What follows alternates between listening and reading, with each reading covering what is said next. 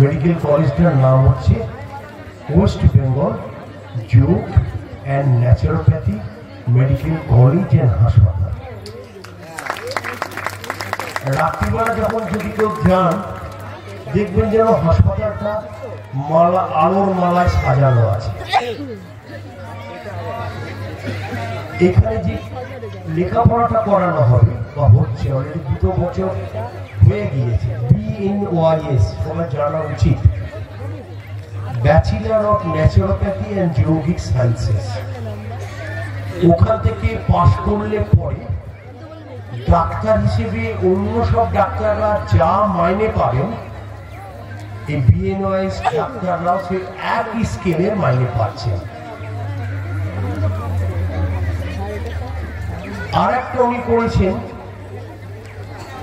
ওই যে মেডিকেল কলেজটা ভারতবর্ষের 47তম। আমি প্রথম দিন থেকে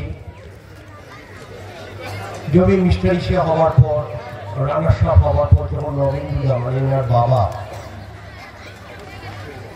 আমার গুরু মমতা সাহের সঙ্গে যখন আমি আর মলয় রায় ফেরত দিলাম দেশে, তখন নানা court কাছারিতে I am the only one person he who suffered much more. তার জন্য আমার কোনো দুঃখ নেই। কেন দুঃখ নেই? আমার তারপরেই ধ্যান জ্ঞান হলো পশ্চিমবঙ্গের যোগটাকে মেডিকেল সায়েন্সের সঙ্গে যুক্ত করে দেওয়া। বহুবার আগের সরকারকে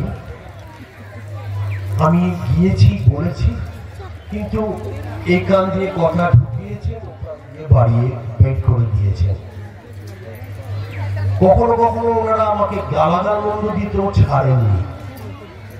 কেননা 1992 সালে আমি যে স্পোর্টস অথরিটি অফ ইন্ডিয়া দেখছেন, তখনকার যিনি ইউথ অ্যান্ড স্পোর্টস মিনিস্টার ছিলেন, আজকের বাংলার মুখ্যমন্ত্রী মমতা ব্যানার্জি তখন ওইটার মিনিস্টার ছিলেন ভারত সরকারের। যে গভর্নিং বডি আর জেনারেল বডি পড়ে সেখানে আমাকে ঢোকান। আমার কাজ প্রথমেই হয়েছিল এই যে অ্যাস্ট্রোক্রাফট এখন সাইয়ে দেখছেন, সেটা আমার মাধ্যম দিয়ে উনি ওটাকে বলান। স্পোর্টস অথরিটি অফ ইন্ডিয়াতে এখন যে স্পোর্টস মেডিসিন সেন্টারটা দেখেন, সেটা ওনার আমলে ওনাকে দিয়ে তৈরি করাতে পেরেছিলাম। এখন যে জিম সেন্টারটা আছে স্পোর্টস অথরিটি অফ ইন্ডিয়াতে, সেইটাকেও আমার দিদি আমাকে বলেন এখানে জিম সেন্টারটাও করতে হবে। যারা কাজ করতে চায় মমতা ব্যানার্জি তাদের কাজের সুযোগ দেন।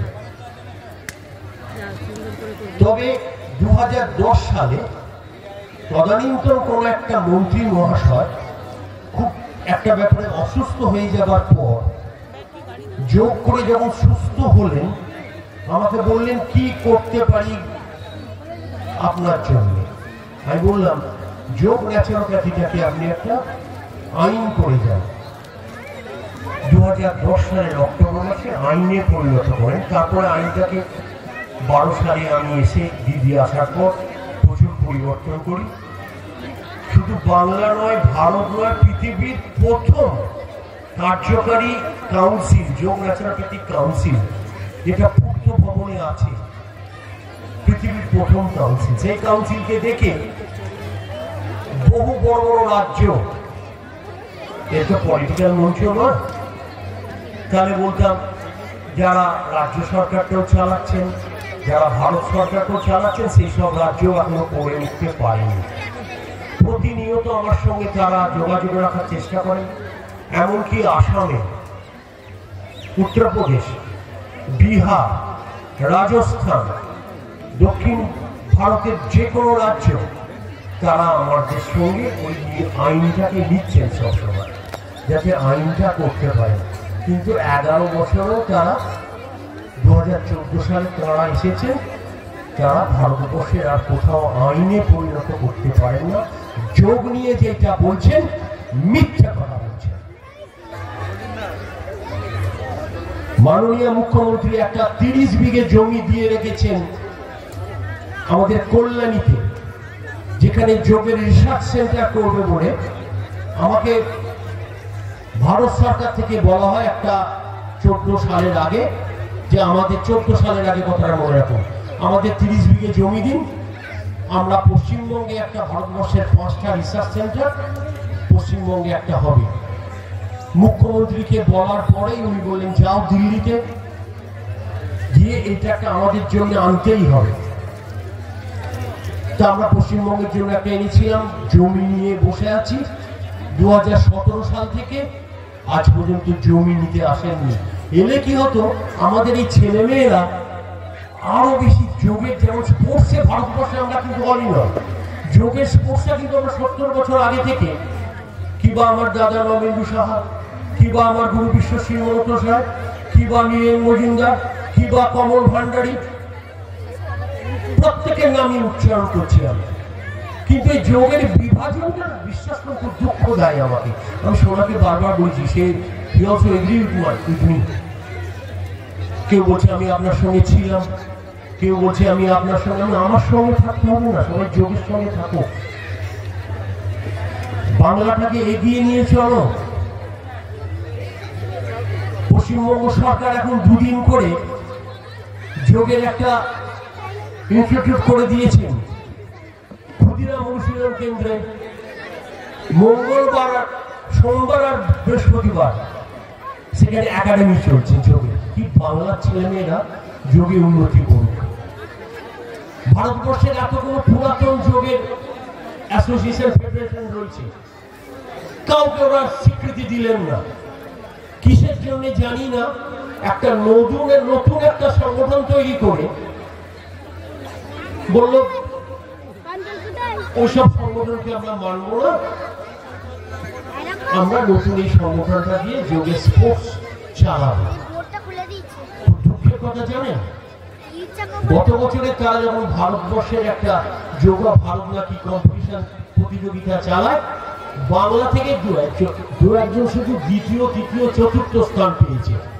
এটা হতে পারে না, পারে না, পারে না। এটা সম্পূর্ণ জোট চুরি করে করছে, রুখতে হবে।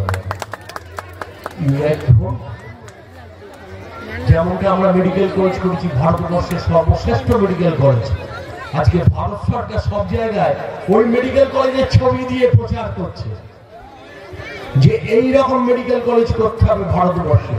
400 কোটি টাকা দিয়ে ওরা করেছে পুনাতে, এর ধারে কাছে আসে দিয়ে রেখে দিন।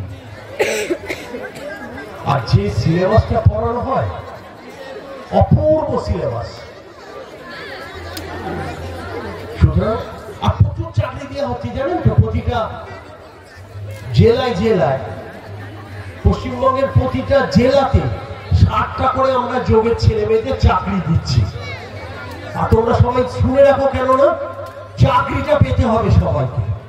আমি ওই জন্যই ছুটে এসেছি, আমি ভাঙতে আসিনি, আমি করতে এসেছি সবাইকে।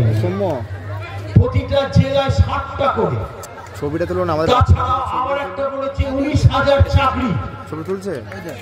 গোটা পশ্চিমবঙ্গের কেউ যোগের ছেলে মেয়েরা বেকার থাকবে না। কিন্তু খালি একটা হাত জোর করে বলবো, সরকারের একটা নিয়ম আছে, 1 ইয়ার যোগ ন্যাচুরোপ্যাথি মেডিকেল কোর্সটাকে করে নিন। 4 জায়গায় এটা হচ্ছে, ভারত পশ্চিমবঙ্গে প্রায় 28টা 29টা জায়গায় এই কোর্সটা হচ্ছে। আমি সমাগম এখন যত দিন যাচ্ছে তত আইন করে দিচ্ছে। আমারও স্টেট নেবার ক্ষমতা নেই। কোথায় আমি সবাইকে দিয়েছি। আমি যখন এখানে ঢুকছি, আমার একটি বোন, খেয়াল করতে পারছি না বোধহয়, তিনি আমাকে বললেন যে আমি 1 ইয়ার কোর্সটা করেছি, তুমি কি চাকরি পেয়েছো? বললো না। কেন পাওনি? তখন বলছে যে আমি তো গ্রুপ ফলো করি না। তিনি বললেন তার উত্তর 24 পরগনা, দক্ষিণ 24 পরগনায় বাড়ি, সেইখানে তো 30টা সিট এখনো ফাঁকা পড়ে আছে।